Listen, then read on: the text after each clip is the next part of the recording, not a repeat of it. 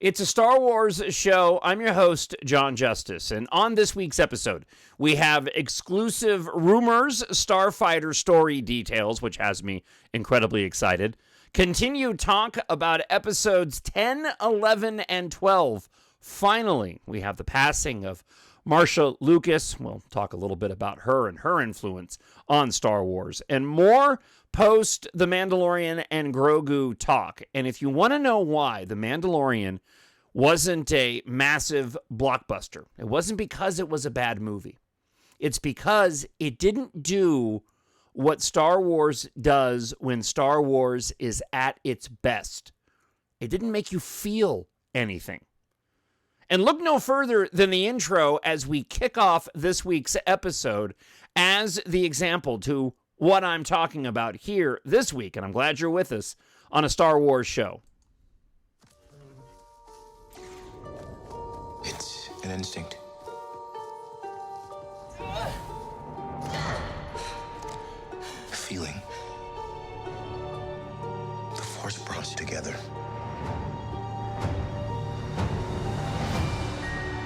We're not alone. Good people will fight if we lead them. People keep telling me they know me. No one does. But I do.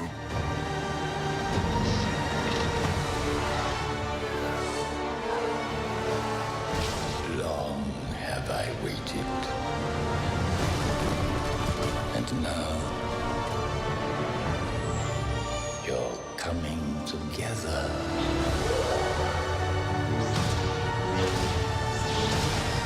Is your undoing.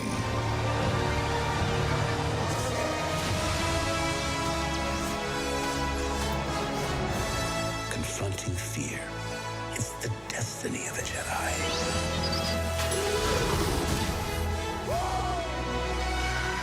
Your destiny.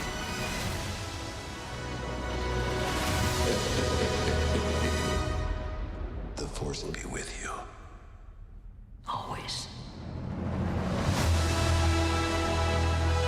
Now, if you're a Star Wars fan, and clearly you are, or you wouldn't be watching and listening to this episode, you'd have to be dead inside to not feel something based off of that edit from The Rise of Skywalker.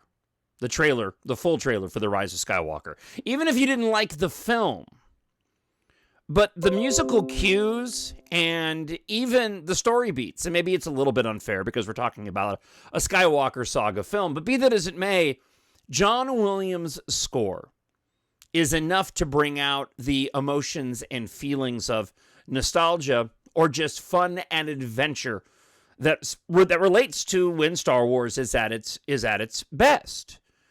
The Mandalorian and Grogu didn't tap into any of that.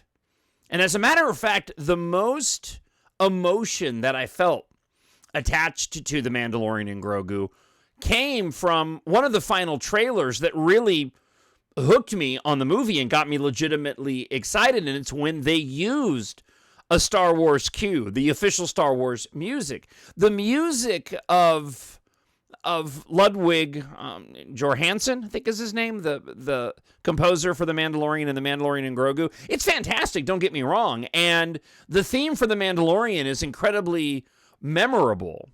And it does evoke some emotion, but nothing like what you get with the John Williams score. On top of that, you had the mythology that was within the trailer in and of itself. The Mandalorian and Grogu didn't have any of that. Now, understand that I really enjoyed The Mandalorian and Grogu. It is a fantastic Indiana Jones-style adventure. Or as Dave Filoni and Jon Favreau have described it out on the press junket, they likened it more to a Bond film. I'm like, okay, same difference, right? I mean, Indiana Jones was George Lucas's attempt because he always thought about doing a Bond film, so he decided to make him an archaeologist instead. So the comparisons are absolutely there. But that's the issue that The Mandalorian and Grogu had. And let me give you another example. Project Hail Mary, a movie that's my favorite film of the year. It's easily in my top 10 favorite movies of all time, if you aren't including Star Wars films. There's a reason why that film worked on a number of different levels. First off, not everybody had read the book by Andy Weir. A lot of people had, but not everybody had.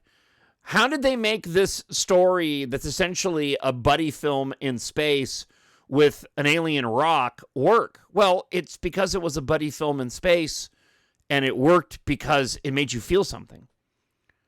There was genuine heart and emotion attached to those characters and a weight to the story. The Mandalorian and Grogu had gone out of its way to avoid any mythology or deeper Star Wars lore. The relationship between Grogu and Din Djarin was already well established in the television show. And don't misunderstand, this is not a critique of the Mandalorian and Grogu. They intentionally made it this way. And I would hope that Lucasfilm and Disney would be fully aware of what it is I'm telling you right now, and that is that movie didn't resonate and cause people to go and say, you need to go and see it, because it didn't make people feel anything. There weren't any Star Wars official themes even within the film. Kyle Newman was on the Rebel Force Radio podcast, and he's a massive Star Wars fan. He directed the movie Fanboys, which I watched just recently. It's a fun comedy about, the release of The Phantom Menace and a group of teenagers who decide that they're going to travel across the country in the wake of one of their best friends being diagnosed with cancer and break into Lucasfilm and the Lucasfilm Ranch and steal a copy of The Phantom Menace. It's ridiculous, but it's a fun movie. He was on Rebel Force Radio, and he was talking about the absence of the crawl, and that the crawl would have been a good entryway for this film. I want to get into the news and the items that I have on the podcast this week, but I want to leave this conversation right where it is and weave it into what we'll talk about with the other news items, because all of this relates. This might have been strategic by Disney and Lucasfilm, knowing that this film was to appeal to a younger generation, to get a movie back on the big screen 7 years after the release of The Rise of Skywalker, and 1 year ahead of what I believe is the intention of Disney and Lucasfilm to really reestablish a baseline for Star Wars as an event that needs to be seen on the big screen. So with that said, let's go ahead and get into the news this week. We have a lot of ground to cover. As always, I'd love to hear from you. Anytime that you want to comment on anything that we are talking about on the show, be sure to leave a comment up on YouTube. I'll share those on the upcoming podcast, as I will your emails as well, talkshownerd@gmail.com. Let's get into the first news item of the week on this week's episode. We are the spark that'll light the fire that'll burn the First Order down. We first start off with some sad news. Marsha Lucas, the Oscar award-winning editor of A New Hope and Return of the Jedi, the ex-wife of George Lucas creator, or Star Wars creator George Lucas, tragically passed away at the age of 80.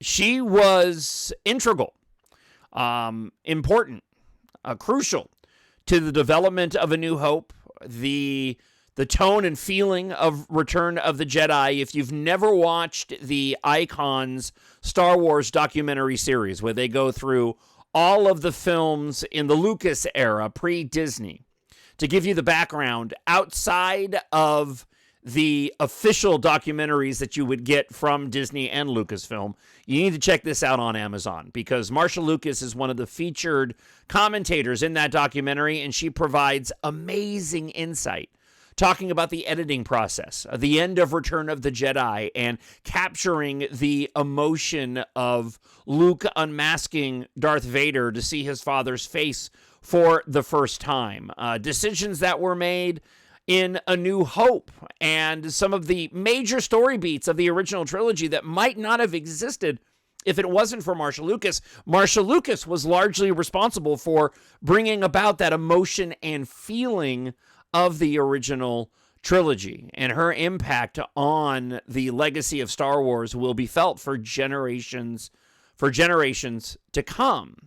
Even when you go back and you think, when you look at Star Wars A New Hope, And we're getting back to The Mandalorian and Grogu and the lack of it having any emotional resonance at all. Or expanding the mythology. And again, that was obviously a choice. They wanted to make The Mandalorian and Grogu, in my opinion, as low... They wanted to lower the barrier of entry to that film as low as they could possibly go. And I think, unfortunately, they lowered it too far because there was no meat on the bones in the storytelling. Again, it's a really fun adventure.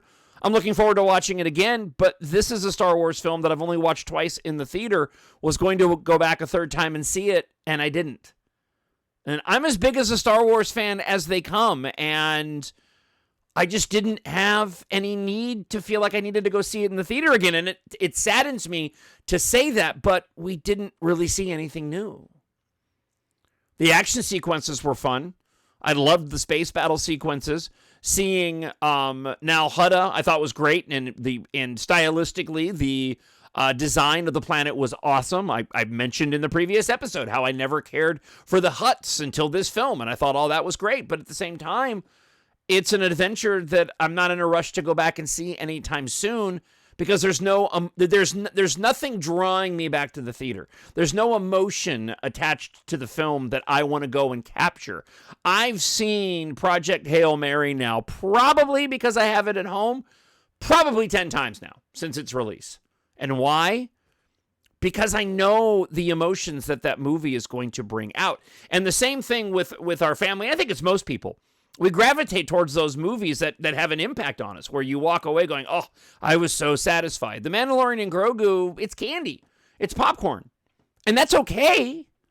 But I don't revisit the Indiana Jones movies nearly as much as I do Star Wars. I don't revisit the Bond movies nearly as much as I do Star Wars, even though there's a level in which I enjoy some of those films as much as I do Star Wars. But a lot of it comes down to there's not a lot of emotional weight attached to them, or mythology and lore to explore, as most of those stories are all told in a very episodic, singular way, and they don't expand much because there's not a lot of mythology there to expand upon, apart from the story being told in the 2 hours of a particular Bond or Indiana Jones movie. And the same thing rings true for The Mandalorian and Grogu. Now, this is what has me already excited for Star Wars Starfighter next year. So let's get into Fives Walker. This is an X account. This is a social media influencer, if you will, who has a decent track record of going and breaking information, leaking information about future Star Wars projects. And so while there will be some leaks, for lack of a better way to describe it, the hyperdrive is leaking. Within the next segment of the show, I'm confident that a lot of what I'm sharing with you is surface level and probably will be revealed in the trailers once we begin to see the first bit of footage from Star Wars Starfighter, which comes out next year. But we'll roll this into the conversation about why The Mandalorian and Grogu didn't become a blockbuster, and why I would expect that if the movie was done right, that Star Wars Starfighter has the potential to be the first big return to the big screen of Star Wars. So, Fives Walker from X writes this.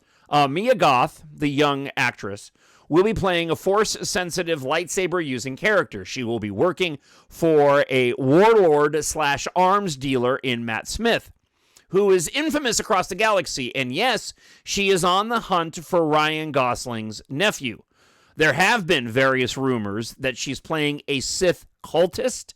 Those are false, says the leaker. I would describe her more as a mercenary. Think Balin or Shin from Ahsoka Season 2. And while she ties to Matt Smith's character, she has her own agenda and plans that might involve training a certain someone. As for that certain someone, and the rumors are true, according to this leaker, his mother, being played by actress Amy Adams, is Force-sensitive, and so is her son. At the beginning of the film, she is killed, but in her dying moments, she gives her son a lightsaber and tells him to go find his uncle, who he's never met. The kid is pretty smart, manages to get off-world, finding his uncle in a cantina, a washed-up pilot and a war hero haunted by ghosts of his past. The two don't exactly get along at first, but in classic Star Wars fashion, I think you can imagine how it's going to go.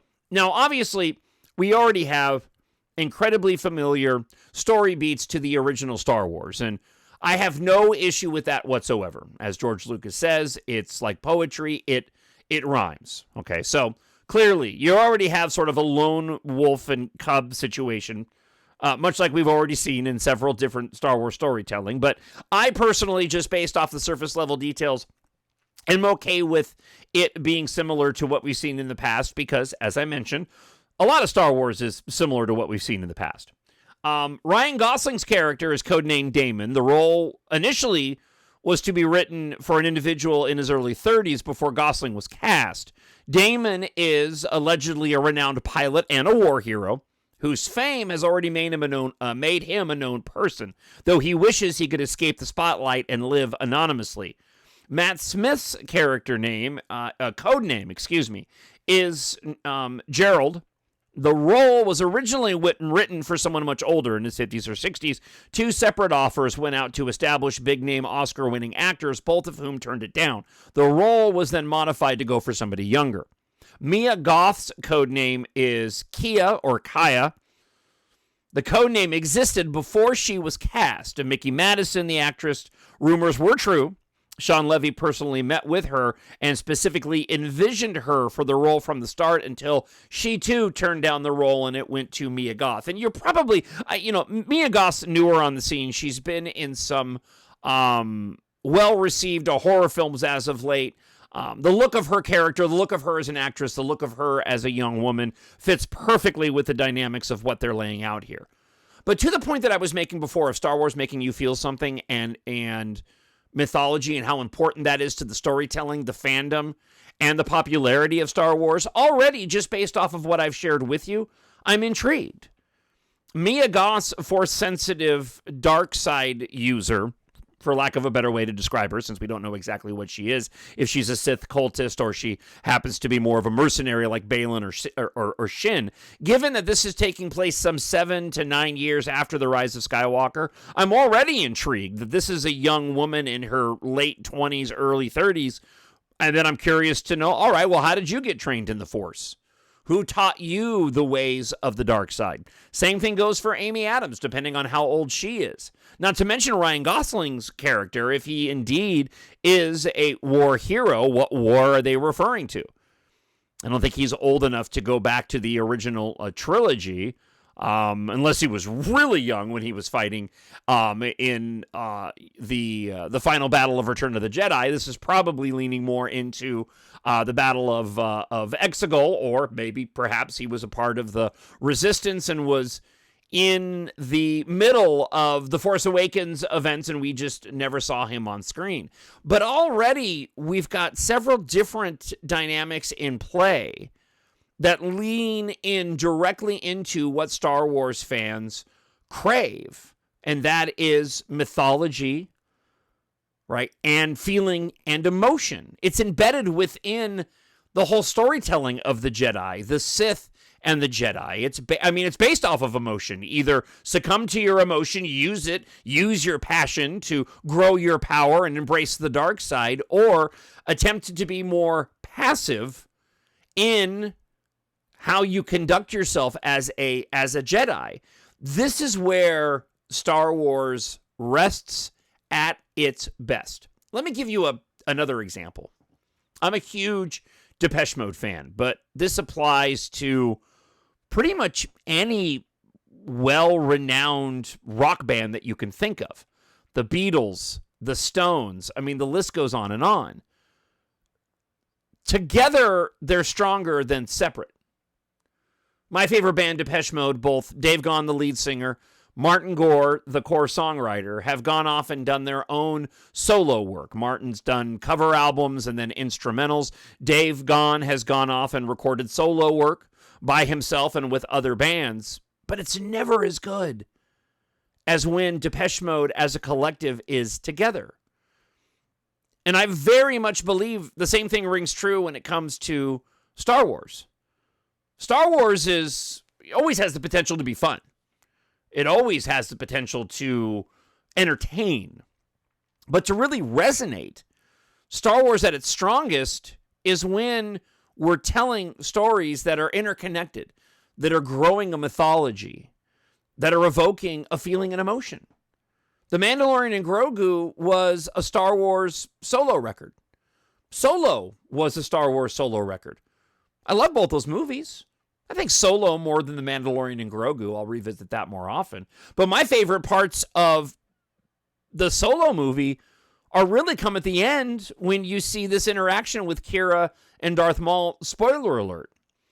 And the curiosity that is piqued of, did she go to Dathomir? What happened then? Did she get trained in the dark side? I mean, these are all conversations that happen post-Solo that, unless you're reading, books and comic books, you're probably not going to get an answer to. But those were the most exciting parts for me. And why? Because it was meat on the bone. It wasn't just popcorn entertainment on a Saturday afternoon, even though that's what George Lucas originally created. But when you go back and look at A New Hope, I think George Lucas's intention was something more along the lines of The Mandalorian and Grogu in terms of entertainment value, but George knew the value of deep storytelling, of the hero's journey, of the modern myth and the writings of Joseph Campbell. So while you have this fun action adventure and this coming-of-age hero's journey tale of Luke Skywalker, embedded in that is this thing called the Force. Luke Skywalker essentially taps into the Force and his feelings, stretch out your feelings, to go and take down the Death Star at the end of the film. So while we got this movie that wasn't deep in terms of dialogue, wasn't rich in terms of its banter back and forth with its cast, or really deeply rooted beyond the surface level, of the Force, we were intrigued by what that could offer and what it meant moving forward, and we're interested to learn more. When it came to The Mandalorian and Grogu, you walk away going, hey, that was fun. Someone asked, did you go see The Mandalorian and Grogu? Yeah. Are you going, you have to go see this movie because of A, B, C, and D? No, you don't do that. And again, I'd like to believe that Disney and Lucasfilm were aware of that.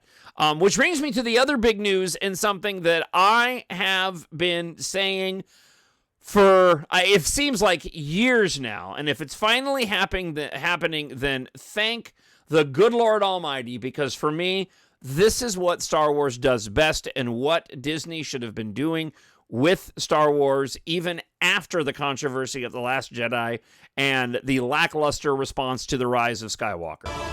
This is not going to go the way you think. Simon Kinberg is developing a new Star Wars film trilogy. Now, there's been conflicting reports about the focus of the 3-movie arc and how it will fit in the timeline. The latest intel, courtesy of GQ magazine, indicates that Kinberg is actually working on a trio of films reportedly intended to function as episodes 10, 11, and 12 of the ongoing Skywalker saga. This is the album that we're waiting for, even if fans won't admit it. We don't need any solo records. We need to get back to making an album with the whole team. And that's everything. That's the Sith. That's the Jedi. That's lightsabers. That's the Force. That's the good side, the light side, the dark side, all of it. That's the album that we as fans need. If you want to get butts back into the theater, even casuals, yeah, you give them an epic trailer for episode 10. The curiosity factor alone, even though you're going to be dealing with this whole new world of social media criticism that there's no avoiding, this is how you spark the interest of Star Wars fans, young and old. The article mapping out the franchise's theatrical future highlighted several logistical updates, including a Deadline interview in which outgoing Lucasfilm president Kathleen Kennedy revealed that Kinberg had put together a comprehensive 70-page story treatment for his film. Lucasfilm announced Kinberg's Star Wars trilogy back in November of 2024, with initial trade reports positioning it as 10, 11, and 12 of the core Skywalker saga. Subsequent updates have countered this, suggesting the films would be unconnected and feature fresh characters. However, Rumors have persisted that Rey will appear in the movies, supporting the theory that the trilogy will continue the mainline episodic run of films. The latest reports suggest that Kinberg is working on episode 10, though the claim is unsubstantiated at present time. MovieWeb reached out to Lucasfilm for comment, but has yet to receive a response. Here's my complete speculatory thoughts. I think, because Skywalker is done filming, that Disney and Lucasfilm know that they've got something special on their hands with Matt Levy's Star Wars Starfighter. I may have misspoke just a moment ago. My apologies. That when it comes to Starfighter, that they know they've got something positive, and that this young character that they're going to introduce is kind of essentially the new version of Luke Skywalker, just in the same way that Rey was. I mean, these beats are going to continue. This is what Star Wars thrives off of. You know, and there's nothing wrong with that, by the way. Let me just say that up front. Everybody's saying, oh, we need something new. You can give us something new. Give us new vehicles. Give us new designs. That's great. We should do that. We should expand the universe. We should provide something fresh and new. At the same time, when I go see a James Bond film, I want to see him with gadgets. I want to see him with this car that has all kinds of fun stuff attached to it when he pushes the button. There are certain things that you want in your Star Wars films. And the same thing rings true when it comes to story beats. It's about new generations, new individuals finding the Force, just like the audience has. And Star Wars thrives on the big screen, thrives off of evoking emotion, and thrives off of mythology. And if you're not giving, especially those two, the mythology and the feeling to the Star Wars fans, you're always going to end up with a situation like The Mandalorian and Grogu. You'll get all the major Star Wars fans out to the theater to see it on the first weekend, but if it doesn't resonate with anybody else, you're going to be reliant on those Star Wars fans going back over and over again to see the movie, regardless of how cute Grogu is, because the general audience is going to say, well, even those that go and see it and are casual, they're going to go to their friends who know The Mandalorian and like Baby Yoda, but they're going to ask them, did you like it? Yeah, it was good. It felt like, season 4 of The Mandalorian, in which case a lot of people who already have Disney Plus are going to be like, oh, yeah, I'll just wait till it comes out on Disney Plus, which it may be releasing sometime in September of this year, and I will watch it the moment that it's released online, even if it didn't get me back to the movie theater again. This to me is some of the best news we could have heard, and I wouldn't be surprised at all if episodes 10, 11, 12, back to my original point of Starfighter, ends up including the child that they end up using as the protagonist next to Ryan Gosling in Starfighter. And that they know they've got something special, they know they've got a hit on their hands, and that Simon Kinberg is developing 10, 11, and 12 with Rey, with also the inclusion of this other new character in Star Wars Starfighter. So before we move on to our next item, as always, I'd love to hear from you. What do you think? Leave me a comment up on YouTube or drop me an email, talkshownerd@gmail.com.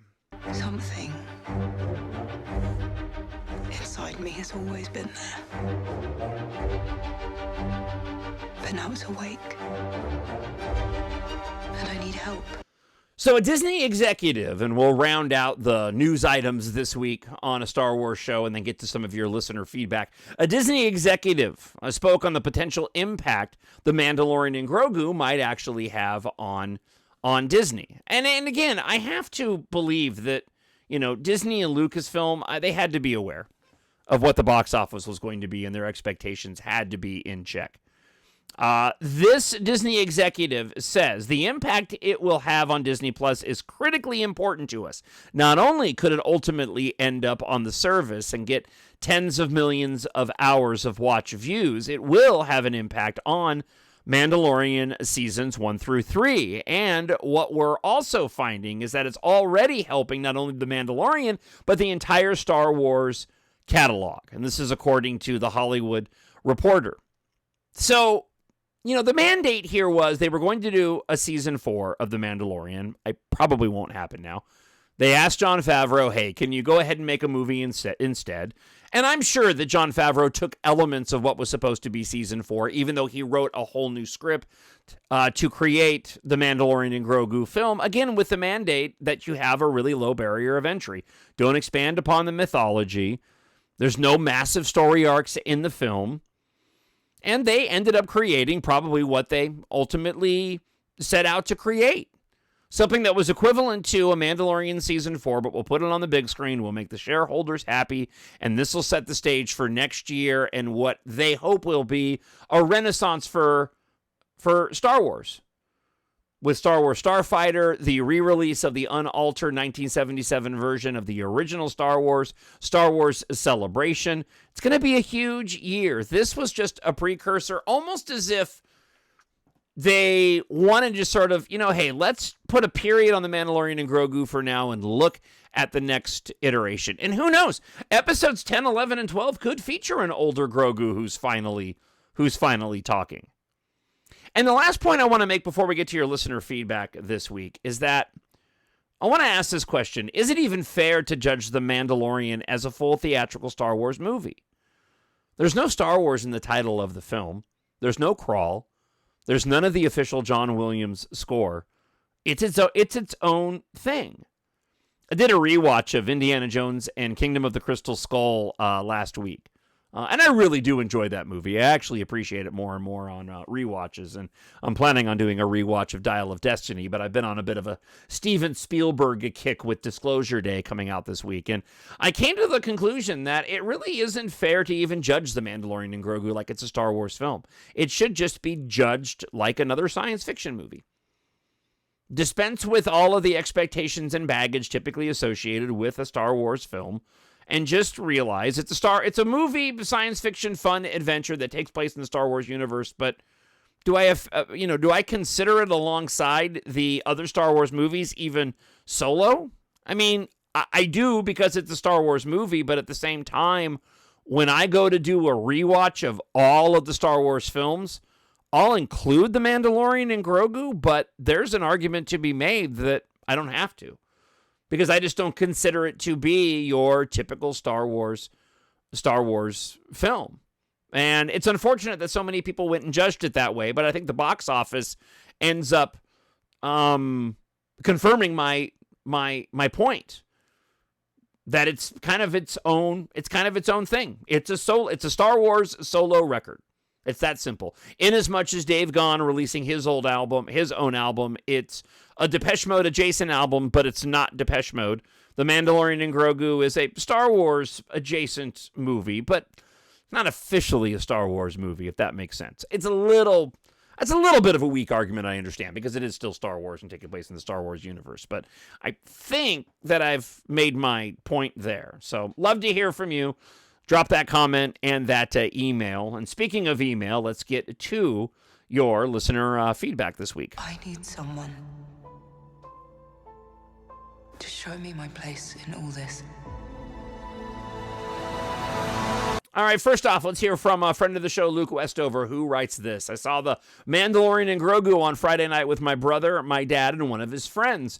There were also a medium-sized handful of other families in the theater that were there as well. The movie was actually better than I expected. Maybe it's because of the bad Star Wars projects that I feel like the fans and the general audience have been force-fed over the last decade, no pun intended. It felt like a normal Star Wars movie for the first time in years.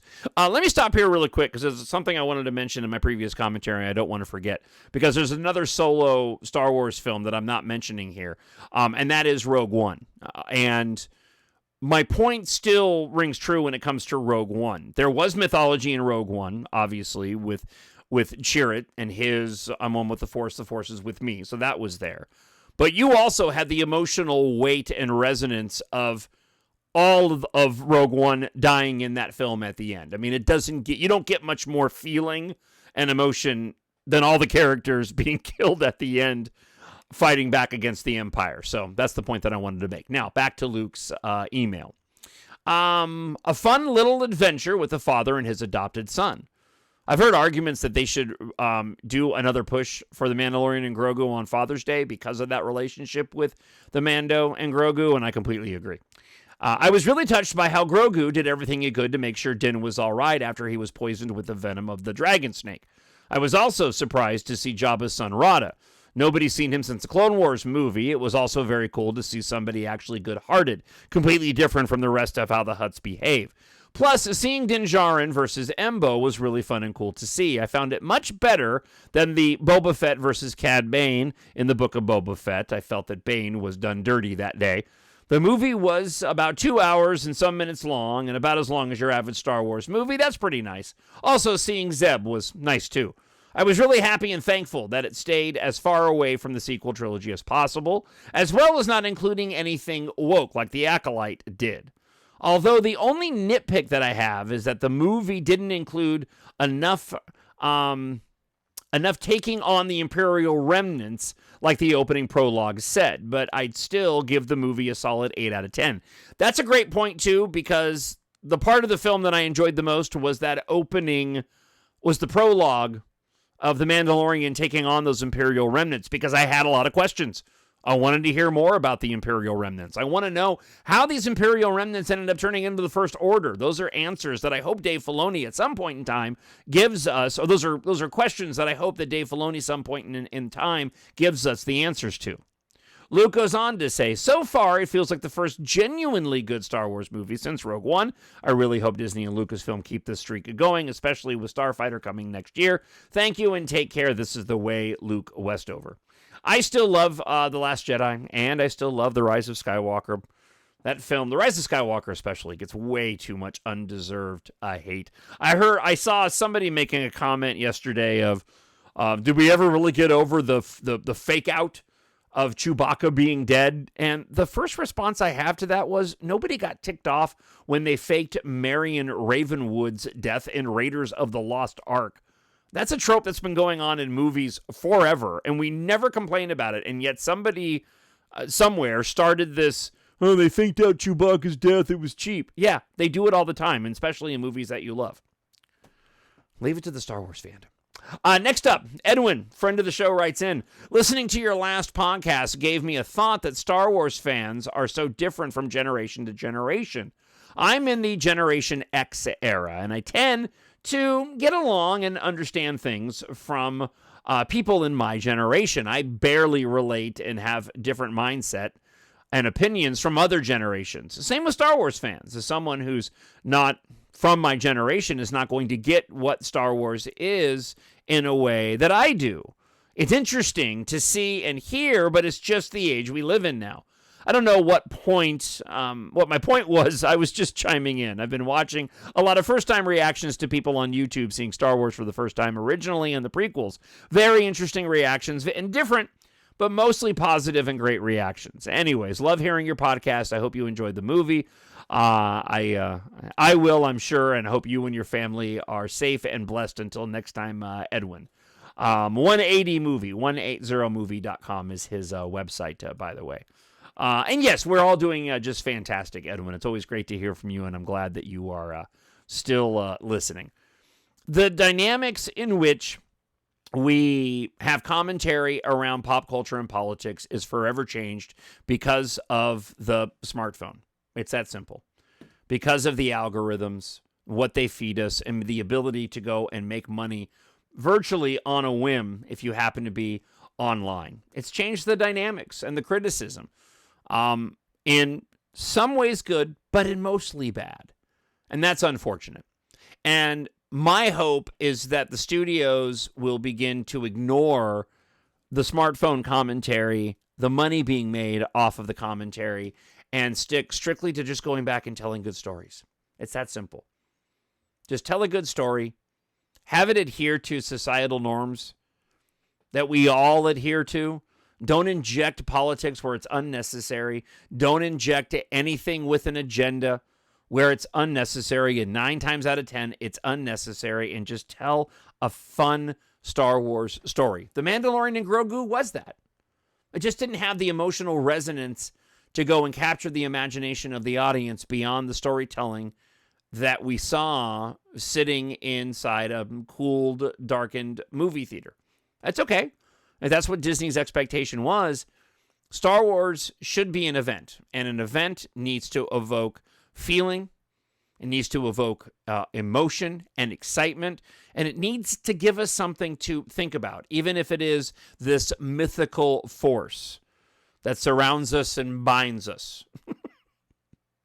talkshownerd@gmail.com. Leave a comment up on YouTube. And before I let you go, if you have not checked out my own science fiction space opera series, EMBARK, 7 books in all in the series telling an exciting story. It's an action-packed, fast-paced science fiction adventure without an agenda, where you will follow a group of ragtag pilots, as I bring up my tagline. It's 2172. Flight culture has replaced car culture. 2 of Earth's largest corporations now supply the planet with the technology and fuel to make air and space flight available to everyone. But after Earth faces its end, you will follow pilots Taft, Katha, and their crew on a journey of survival across the galaxy as they fight for humanity's future far from where it began. Again, 7 books in all in the series. If you like your science fiction to be epic, with some romance, a lot of action, unique vehicles, and action sequences, EMBARK is perfect for you. I wrote it for adults, but it's absolutely appropriate for ages 11 plus. Pick up EMBARK Book 1 today. It's available in hardcover, paperback, audiobook, ebook, and Kindle Unlimited on Amazon. Amazon.com. Search for Jon, Jon, and EMBARK, EMBARK. Looking forward to hearing from you. Until then, I hope wherever you are happy. I hope you're healthy. I hope you're safe. God bless to you and yours. And I'll talk to you again really soon. Bye. The Force will be with you, always. My Nerd World.